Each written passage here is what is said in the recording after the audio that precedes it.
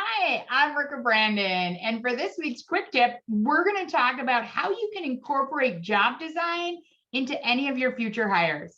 So, for those of you that don't know, job design is really the way the world of work is going to go in the future. I can't really imagine it not being a huge part of our vernacular in the next 3, 5, 7 years, if not sooner. So, job design is where we match our business needs with candidate or employee motivations and desires. And so, I'm going to say that again because it's really important.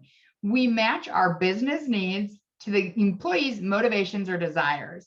And so, with that, I want to start this off by saying to you, at no point in this am I telling you that you should give candidates or employees everything they want and you need to bend over backwards. That is 100% not the point of job design. The point of job design is to recognize that people who are engaged, feel valued, and like what they do and feel appreciated are going to perform at a higher level. So this is all about performance and getting those business needs met and exceeded. So again, job design is the art of matching your business needs with employees' motivations and desires and coming to a win. So I'm going to share 3 ways that you can incorporate job design when you're looking at your next hire or replacement.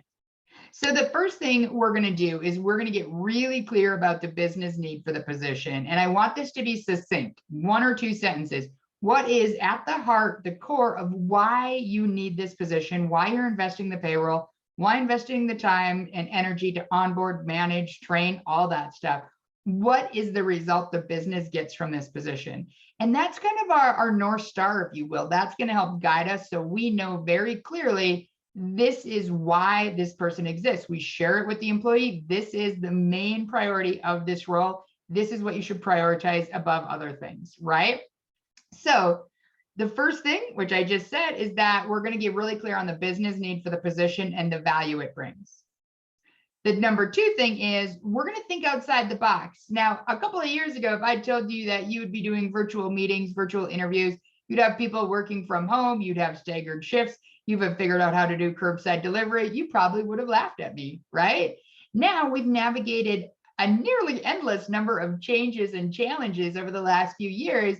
And so your brain is all wired up for this. It's totally been practicing to think outside the box. So I want you to think about outside the box and think about, do I really need this person sitting here on this computer here to do this? Do I really need this? And really challenge yourself, and not just with your office workers, but to think, can we get the business needs met in a way that is going to be more enjoyable for our workers, right? So thinking outside the box, and, just have a list, have it on your phone, have it on a piece of paper, and just jot down ideas when they come to you. Do a little Google research. How do people make remote work? How do companies bring in a hybrid model? Whatever it is, there's tons of resources and research out there that can help you. So number 2, think outside the box, right? The third one is we need to ask, not assume. We all know what assuming is, right? We don't want to do that. So one of the things that happens, and it's usually very unconscious and unintentional, is that we assume everybody has the same work office experience, the home experience that we have. And that is not true. One of the things that became very clear as people were forced to work from home throughout the pandemic is that if you were in a management and leadership role, you probably had an office at home or a spare bedroom you could convert, things like that. You weren't working at the dining room table with your kids who were also doing schooling from home. And there became a very big kind of disconnect between the experience of the managers and, the high level professionals who are working from home versus, the hourly workers and, the people who were not making that same kind of money and had a different home environment and different situation. Now, some people have multiple generations in their home. Some people have, multiple pets. They have kids, who knows, right? And it really forced us to all kind of work together. But it became clear through a lot of studies and reality later that there was a disconnect between the executives and leaders and their experience versus the actual hourly and mid-level professional experience. And it was much more stressful for those people than it was for leadership. And yet leadership didn't recognize that, or a lot of them didn't. So I want you to make sure that you're asking and involving your employees, and I'm not saying you just say, hey, how should we do this?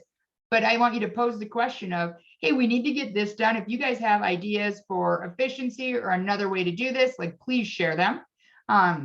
and try to motivate them, right? Of course, it all depends on the team, the situation, but I want you to start by thinking outside the box and coming up with some ideas that you can share, and then encourage them and develop them to always be looking for ways to achieve that business need for the position more clearly and effectively, and also in a way that makes them happier, right? For most of us, we would love to have Friday afternoon off in the summer, right? So how can we get there? What can we do so we can meet all our business needs and our demand and be able to be done at noon on Friday, and incorporate the team so they can recognize and understand? And you will be surprised and delighted by how many great ideas they have, and likely that efficiency will benefit you year round. All right. Thanks so much for your time. I hope this helps. Have a great week.